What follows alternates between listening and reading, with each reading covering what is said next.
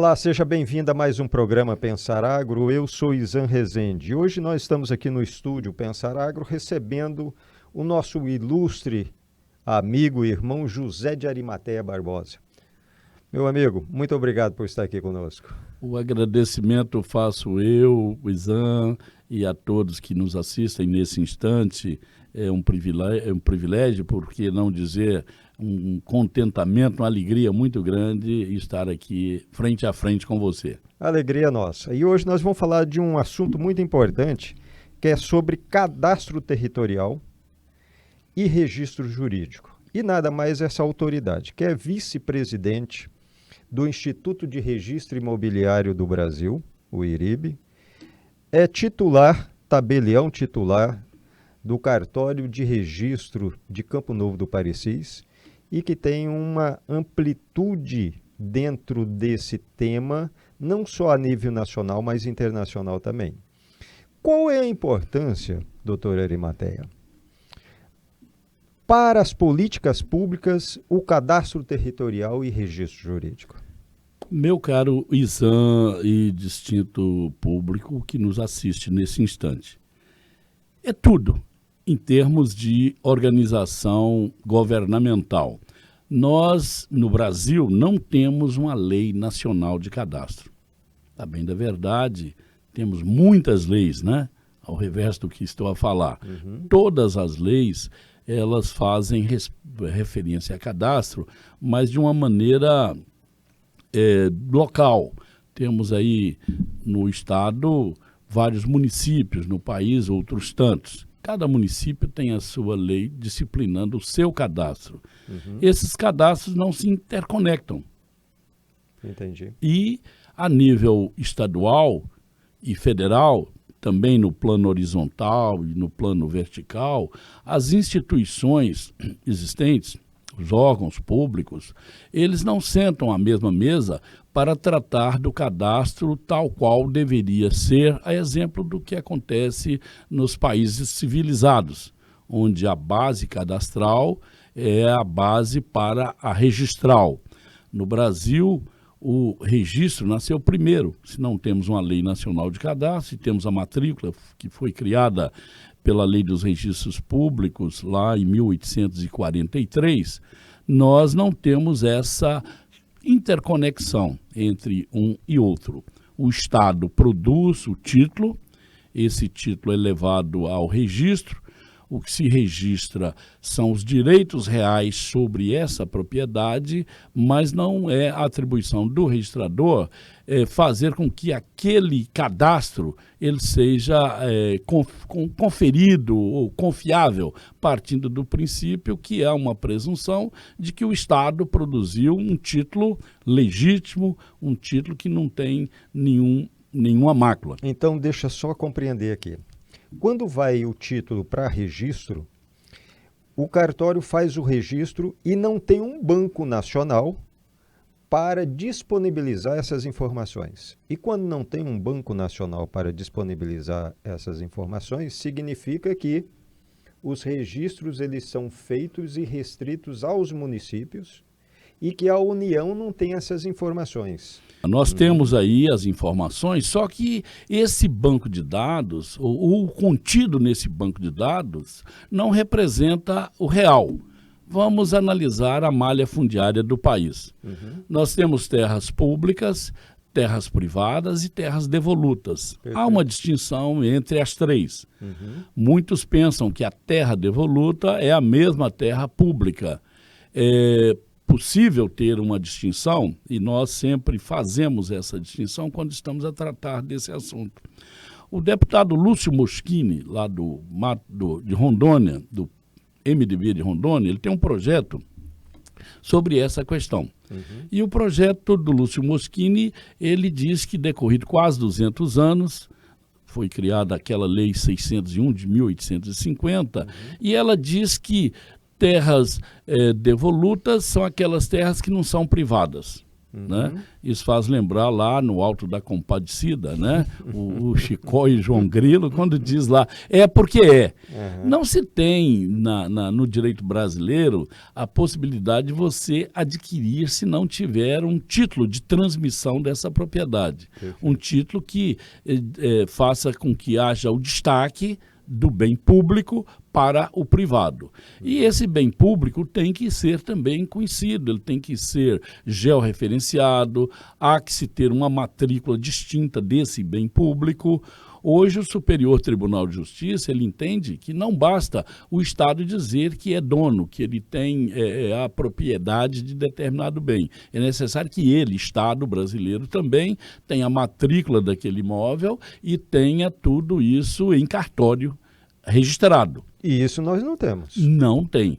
Se você analisar em qualquer dos cartórios de registro de imóveis do país, você vai encontrar poucos imóveis georreferenciados, certificados pelo INCRA, que é o órgão gestor das terras públicas, né, com matrícula distinta desse bem. O Tribunal de Contas do Estado, o Tribunal de Contas da União, tem emitido decisões, acórdãos, inclusive nesse sentido, e possibilidade, inclusive, de promover investimentos nessas áreas onde o Estado brasileiro não tem a sua propriedade. Eu digo propriedade, quem não registra não é dono. Então, esse título, legitimamente. É o caso das estradas públicas, estaduais, municipais. Não se tem a desapropriação dessa faixa que intercepta, às vezes, as propriedades rurais, e não se tem também a doação desse bem para o Estado brasileiro, para que ele, Estado, tenha aí o destaque do privado para o público, assim como acontece do público para o privado. O que deve ser cumprido pelo particular, nem sempre é cumprido pelo poder público. Poucos são os atos de desapropriação ou de doação desses bens. É difícil ter uma política pública voltada para essa área sem essas informações. Em 1988, as áreas das reservas indígenas foram passadas para as tribos indígenas. Antes era administrada pela União. E elas têm ou não a demarcação e registro dessas áreas? Algumas sim, outras não. Poucas são georreferenciadas, assim como está escrito também na lei que criou a obrigatoriedade que todo imóvel tem que ser objeto de georreferenciamento, para que ele seja identificado da maneira correta, não da maneira que até 2001 acontecia, antes da lei do georreferenciamento. Por quê? Essa obrigatoriedade, ela acontece nos casos de alienação, de desmembramento ou remembramento. E se o particular vai adquirir esse bem do Estado, depois de uma ação própria, discriminatória, essa destinação vai acontecer, é necessário que esse bem esteja georreferenciado e certificado. Exemplo aqui do Estado de Mato Grosso.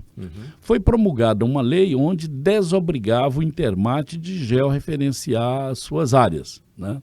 Durante algum tempo pensava-se que o Estado ele estava imune. Assim como os títulos judiciais, quando chegam no cartório, eles recebem uma qualificação objetiva, ou seja, eles são analisados tal qual um título particular, uma escritura pública de venda, de compra e tudo mais. E, pasmem, muitos dos títulos que chegam ao cartório, vindos do Poder Judiciário, vêm com defeitos ou, às vezes, com algumas irregularidades, sendo necessário que haja a retificação deles para que eles consigam ser registrados em cartório. É lamentável, nós estamos a falar aí de uma obrigatoriedade também do poder público e que, às vezes, não atende aquilo que a legislação obriga a todos, ao particular e ao público. A falta desse cadastro territorial já ocorreu no estado de Mato Grosso, que a gente tem conhecimento, e em vários outros estados, a emissão de títulos sobrepostos. Na mesma área, 2, 3 títulos. Essa base não é só tão importante para evitar conflitos, mas também para regularizar e dar esse poder de decisão de políticas públicas. É uma realidade ainda? Continua, notadamente nos estados referidos por você.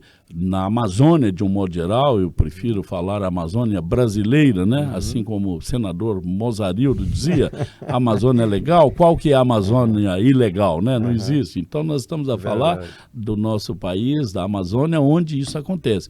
E mais acentuadamente aqui no Mato Grosso, no Piauí, no Maranhão, no Amazonas, de um modo geral, no Acre, vemos aí.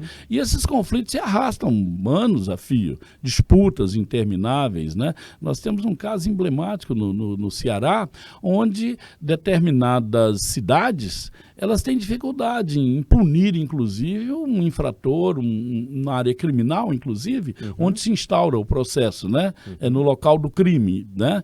Esse local do crime fica indefinido, porque não se sabe se aquela área está no estado do Piauí ou está no estado do Ceará. E é processo que se arrasta há quase 100 anos. E ele não está concluído por falta, às vezes, de uma perícia. Quem vai pagar a perícia? Essa disputa, às vezes, chega ao Supremo Tribunal Federal e até hoje não tem um desfecho. É lamentável, nós estamos falando de uma realidade. Isso é uma constatação, não é uma maneira de falar. Então, isso tudo que você está a questionar e que muitos, às vezes, não questionam, não é comum, porque fica tudo isso por debaixo do tapete, não dá voto, então é questão aí que poucos têm interesse em resolver. Essa realidade, ele trata uma política pública de ocupação, enfim, de utilização dessas áreas de uma forma tão rigorosa para os produtores do agronegócio, mas na realidade a própria União, o próprio Estado não tem o controle das áreas dele. Nós que vivemos numa região do agronegócio, o Campo Novo do Parecis é um exemplo, né, e temos outras cidades também com o mesmo perfil, a gente sente, e os agricultores no início sentiam muito mais ainda, porque a dificuldade para se obter uma certidão junto a esses órgãos, principalmente órgãos estaduais, era um dilema. Nós temos aí as instituições bem presentes aqui, a SEMA, o Intermate, a Procuradoria do Estado. Nós tivemos recentemente a oportunidade de trabalhar um projeto Fit for Purpose, faça do teu jeito, numa tradução literal, coordenado pela Unicamp, e também pelo Cadastre da Holanda, um apoio técnico, um apoio financeiro. Esse projeto foi desenvolvido em Tangará da Serra. Teve a minha participação ativa, eram 54 parcelas de uma propriedade maior, título otorgado pelo INCRA, onde foi desenvolvido o primeiro passo desse trabalho, com a ata notarial, que é o primeiro passo para uso capião, e depois remetido para o Estado manifestar. O Estado levou 4 anos, né, para manifestar num processo desse. E quando manifestou, a Corregedoria de Justiça entendeu que era desnecessária a manifestação do Estado naquilo. Por quê? O imóvel era objeto de um título de propriedade do INCRA no passado com matrícula distinta. Então, em havendo essa matrícula, é desnecessária a manifestação. Mas ele avocou esse processo nesse sentido. Então, aquilo que resolvemos lá em 2, 3 meses, né, medição da propriedade, os parceleiros, né, cada um assinou e reciprocamente assinaram, né, reconhecendo as suas divisas, com aparelhos que vieram da Holanda para isso, com apoio técnico da Unicamp, tudo perfeito e acabado. Então, toda a parte do cartório paga, inclusive, do nosso bolso, né, para resolver uma questão do Estado, né, e o Estado levou 4 anos para dar uma certidão que era desnecessária. Voluntariamente, o senhor desenvolveu uma plataforma de levantamento em Campo Novo do Parecis das áreas de registro. Isso se transformou em um modelo para o Estado e para o Brasil. Como que isso foi realizado e por que dessa iniciativa? Perfeito. Eu, à época, senti a necessidade de saber quais eram as matrículas, quais os imóveis que estavam georreferenciados, certificados e com averbações dessa certificação nas respectivas matrículas. Isso tanto rural como urbana? rural e urbano, tanto rural e urbano. E contratei um cartógrafo para nos acompanhar nesse projeto, executado por funcionários do próprio cartório. Então, 1 ou 2 funcionários trabalhando isso e atualizando diariamente esses dados. Hoje nós temos nesse banco de dados todas as informações, né, das matrículas ativas, né, matrículas que foram georreferenciadas, com as certificações averbadas, as matrículas que não têm georreferenciamento e, pasmem, até as matrículas voadoras, né? O que são matrículas voadoras, né? Essa é a pergunta que alguns podem fazer, né? São aqueles papéis que não têm chão, né? É a compra do papel, que era comum no passado, e que os agentes financeiros, às vezes, recepcionavam isso, não cuidavam do georreferenciamento dessas áreas, e esses documentos, entre aspas, eram vendidos. Né? E daí obtinha-se, né, financiamentos, etc. Então, detectado essas áreas voadoras, entre aspas, proprietário, ou seja, aquela pessoa que detém esse papel, só o papel, ele está se sentindo numa situação tão incômoda porque hoje não se faz mais nada com uma área que não seja georreferenciada e certificada. Os agentes financeiros hoje têm aparatos aí tecnológicos para poder detectar tudo isso. Então, o caminho que ele está encontrando é fazer a renúncia do direito real da propriedade. O que é isso? É um instituto previsto no Código Civil, lá no artigo 1225, salvo engano, no seu item 2º, onde a pessoa tem aquele bem imóvel, o papel dele, e não quer aquele bem. Então ele está renunciando a um direito de uma propriedade, por exemplo, de 5, 10 mil hectares, é o caso das áreas do agronegócio, são muito grandes, né? Nós temos já 4 casos detectados onde as pessoas acharam essa saída. E a vantagem, entre aspas, dele não ficar com esse papel podre na mão, é ele evitar no futuro de pagar o tributo sobre isso aí, no caso de falecimento, né? Na sucessão, ao causa-morte que tem que pagar. Há tributações aí em havendo incidência de outros ITR, tudo também, né? São questões. E mais ele está com uma coisa que não representa a realidade. Por isso as políticas públicas, na maioria das vezes, estão fundamentadas em dados irreais. E poucos são, né, os colegas e também o próprio poder público que tem interesse em conhecer essa realidade verdadeira. É lamentável. É lamentável, é lamentável.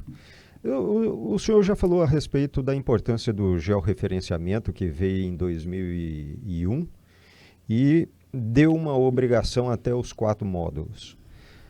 Sobre essa visão, ele ajudou em determinada parte, mas as áreas da União não foram georreferenciadas. Deveria ter sido, né? Até porque, penso eu, que quando você tem tudo mapeado, tudo regularizado, os conflitos eles são reduzidos, porque todos saberão quem é dono do quê.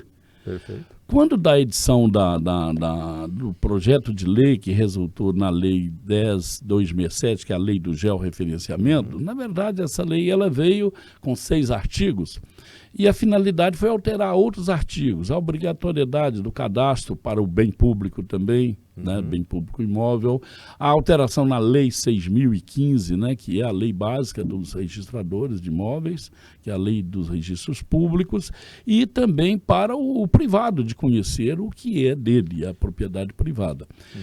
Deveria ter sido cumprido aquilo que está lá na exposição de motivos desse projeto de lei, que ele é de 98, salvo do governo Fernando Cardoso, que resultou, inclusive, de objeto da CPI, da ocupação de terras públicas na Amazônia.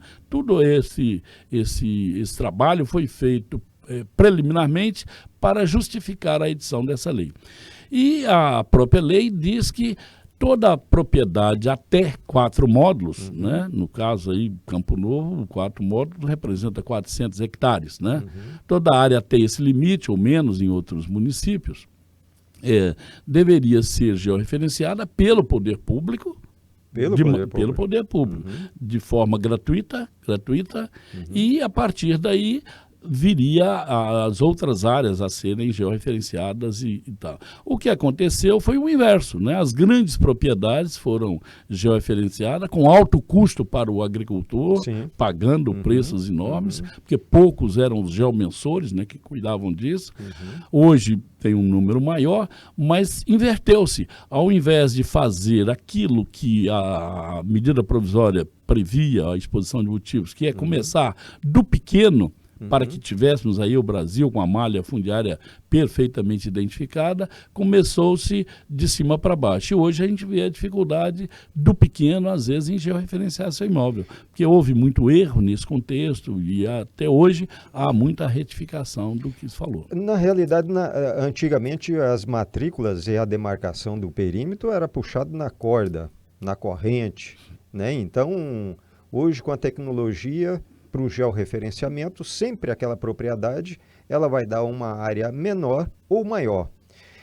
Nesse ajuste, teve outros mecanismos jurídicos que pudesse dar abrigo para a regularização dessas áreas? A lei de 6.015 e o próprio Código Civil, ele prevê a retificação dessa área, né? A extremação seria os próprios confrontantes valer-se desse instrumento que é lavrado no cartório de notas e levado ao registro de imóveis para que seja adequado àquela confrontação.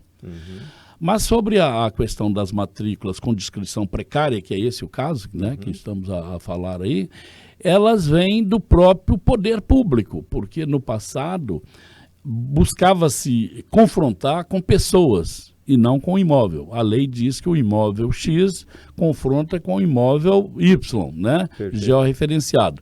No passado era com fulano, beltrano, ciclano. Com rio, com corgo, com a serra, com a árvore, né? Né? Com o pasto e tal. Era um negócio assim difícil, porque a árvore caía, desaparecia, o rio mudava de lugar, assim como temos aí. A título de ilustração, eu menino ainda, tem rios lá na minha cidade que hoje tem construções em cima dele. E eram rios caudalosos, né?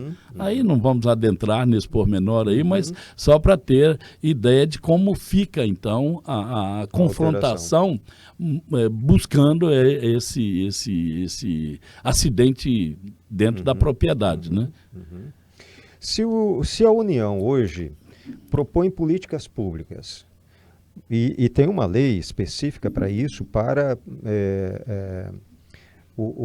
fazer a comercialização de carbono nas áreas públicas, né?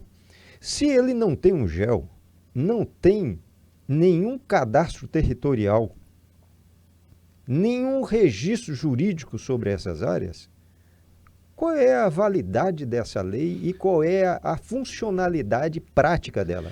No Congresso Nacional está em debate já há bastante tempo essa questão, buscando aí imitar o que acontece na Europa, de um modo geral, onde essa situação é pacificada, porque lá, desde o Código de Napoleão, 1803, o cadastro territorial foi a base para o desenvolvimento das políticas públicas na França, na Alemanha, em todos os países que onde foi implantado também o registro jurídico, né?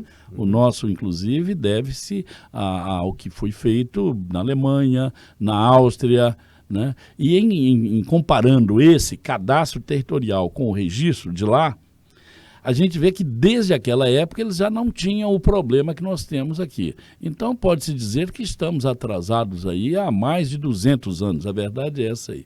A Espanha, segundo doutrinadores e colegas que lá exercem a nossa atividade, que tem bastante semelhança com o sistema cadastral e registral brasileiro, o cadastro e o registro, eles andam em perfeita sintonia, porque levaram aí esse tempo de 200 anos, segundo os doutrinadores, para fazer essa junção. Eu tenho pesquisado nesse sentido o cadastro territorial de Portugal e do Brasil, e o registro jurídico, lá é público, porque são as conservatórias que fazem o registro, então é o mesmo poder público que cuida de um e de outro, mas é de deixar a gente preocupado, porque é um país pequeno, assim como é Portugal, com todos os recursos que ao longo dos anos teve, em termos de mapeamento e tudo, com as descobertas que faziam, né? Ainda tem dificuldades cadastral. Ao lado da Espanha, né? A Espanha muito organizada nesse sentido, é referência mundial, cadastro e registro, coordenação, cadastro e registro, e Portugal ao reverso. Assim como o Brasil, temos aí essa dificuldade. Por falta de uma vontade política, a verdade é essa aí. Porque se tivéssemos a descentralização, fazendo com que pilotos, né, desenvolvessem esse trabalho, assim como, modéstia à parte, temos nesse projeto, conheça o município a partir do registro de imóveis, que é esse que você fez referência, onde eu tenho precisamente as áreas públicas devolutas, as estradas georreferenciadas, o assentamento, que é o único assentamento que tem lá, um loteamento rural, os loteamentos urbanos em áreas rurais, que hoje é um modelo que está surgindo. A área indígena. A área indígena já definida, Parecis. Eu tenho matrícula daquela área, né? Coisa que poucos cartórios no Brasil têm. Tivemos aí um trabalho ano passado, de um ano, com a conselheira Maria Tereza, do CNJ, para localizar em 9 estados da Amazônia a existência dessas terras indígenas, né? Onde se buscou fazer com que elas fossem georreferenciadas e matriculadas. Ao final não conseguimos êxito, porque a dificuldade era tamanha e a falta de vontade política para que isso se concretizasse. É lamentável. É lamentável. Esse cadastro territorial e esses registros jurídicos aí, se existissem, nós teríamos aí um déficit ou uma quantidade muito menor de processos judiciais dentro dos tribunais. Porque já estaria o próprio cartório de registro fazendo um alinhamento de regularização em favor das decisões ou conflitos, evitando conflitos, pacificando conflitos, para que não tenha demanda judicial e enorme dentro do tribunal, né?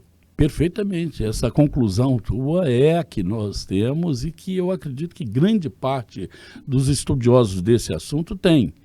Nós, na idade que temos, né, eu mais velho do que você, acredito que muitos minha idade, pouca coisa, ainda veremos isso aí. Isso é o sonho de nós, outros pesquisadores, junto à Unicamp. Nós temos lá o professor Bastian Reidon, que hoje está radicado na Alemanha. Ele diz o seguinte, que ele ainda vai ver o cadastro e o registro em uma coordenação perfeita e o Brasil conhecido de todos. Mas é necessário que a gente faça a partir dos municípios e não de cima para baixo.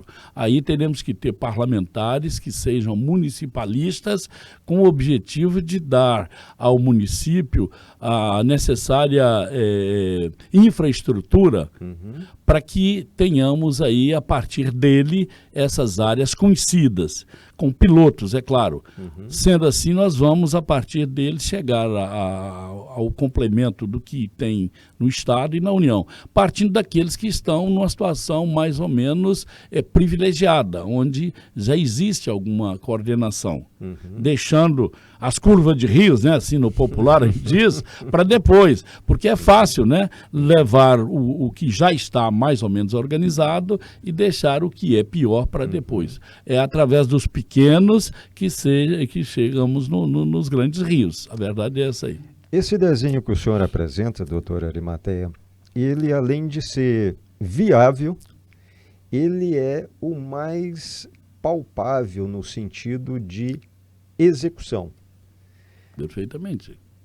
O município recebe parte do ITR. Ele faz a fiscalização das áreas rurais. E associado com esse projeto, conheça seu município pelos registros de imóveis, ele é fantástico. A decisão política e a vontade política, qual é a tua avaliação? Eu penso que se houvesse por parte dos 3 poderes, né, assim como estamos vendo a nível nacional, a independência e mais a harmonia independência nem tanto, mas harmonia sim, né? Nós teríamos aí a possibilidade, de forma republicana, de resolver toda essa questão. Então, penso ser aí bem mais prático, mais fácil começar dessa forma. Porque se isso acontecer, os grandes estados, assim como é o Mato Grosso e outros mais, mirando nesses exemplos, com certeza poderão também ter o seu cadastro territorial e o registro jurídico falando a mesma língua. Num banco único da União, para todo mundo, sim. Todo o poder judiciário, todo o poder do Tribunal de Contas do Estado da União, todo consultar livremente e ter resguardado. E isso traz uma segurança jurídica para todos. Com certeza. Eu só queria, para que realmente fique claro essa possibilidade, nós temos a Constituição, no seu artigo 21, inciso 15, é um dispositivo que diz o seguinte: é competência da União cuidar das questões, cuidar das questões ligadas à estatística, o IBGE já cuida disso aí, e também da geografia, da geologia e da cartografia do país. Isso ainda não está regulamentado. Decorrido aí tantos anos da Constituição, nós não temos uma agência ou um órgão que tenha essa cartografia plena do país, certo? De maneira a cumprir o que está nesses citados artigos. Com isso, há alguns conflitos. Tivemos há pouco tempo a oportunidade até de debater sobre isso na Corregedoria, onde se há um imóvel georreferenciado, certificado pelo INCRA, com o SIGEF, que é o sistema hoje de gestão dessa questão de maneira tecnológica, e essa discrepância há com o banco de dados do Instituto de Terras do Estado, prevalece do Estado. Então, lê de engano, foi o que nós pontuamos. Perfeito. É um provimento nesse sentido que deve ser revogado depois dessa pontuação que fizemos, porque é crível ter aí um banco de dados do Estado que, naturalmente, não está em sintonia com o que está na plataforma nacional. Hoje, busca-se, através do SIGEF, que é o sistema do INCRA, né, ser o responsável por essa situação. Perfeito. Isso, creio que em breve teremos aí instrução normativa nesse sentido, decretos ou provimentos do Conselho Nacional de Justiça determinando que assim seja procedido. Oportuna essa informação. Nós estamos chegando no final do nosso programa e eu gostaria que o senhor fizesse as considerações finais sobre o cadastro territorial e registro jurídico, a importância dele, principalmente para o agronegócio.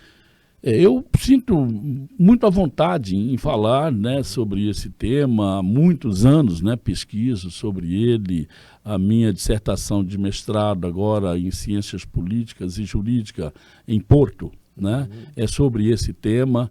Vou tratar também do mesmo lá na Itália, agora dia 15, na Unissa. Ministrarei aula lá no dia 15 de outubro próximo, e também através de outros trabalhos, artigos publicados, eu vejo como a única solução para que nós tenhamos o desenvolvimento seguro, né, partindo de alguma coisa que nasceu errada, vamos colocar aí, mas que a culpa é da própria história, né? Se analisarmos as capitanias hereditárias, como que essas terras foram subdivididas, aqui na Baixada Cuiabana, a questão ainda crucial, né, das sesmarias, né, que é outra questão polêmica, em que pese termos uma lei que regula essa situação, a aplicabilidade ainda é pífia, né? Mas acredito que se levarmos a sério e o poder público acatar a metodologia desse trabalho, que modéstia à parte apresentamos em Campo Novo do Parecis, com certeza nós teremos resultados positivos. O projeto é nesse sentido, de fazermos com que o agro, o cartório do agro, assim nós batizamos já em outra época, ele caminhe na mesma direção para maior segurança do agricultor e para maior estabilidade das transações interfronteiriças, inclusive, que hoje não vamos falar só em transação nacional, né? Através do contrato eletrônico, com assinatura digital. Então não há mais razão para ficar limitado ao nosso espaço geográfico, né? Há que se avançar. E para avançar e dar segurança ao mercado externo, né, com a globalização, é necessário que a gente tenha isso coordenado. O senhor vai ter apoio também de várias instituições de classe produtoras, com plena certeza. Dr. José de Arimateia Barbosa, muito obrigado pela tua presença aqui, pelas informações e esclarecimentos que vêm contribuir muito para a sociedade brasileira, para o agronegócio. E agradeço a você que nos acompanha e que a fonte infinita do amor incondicional possa transbordar as nossas vidas de paz e alegria. Até a próxima.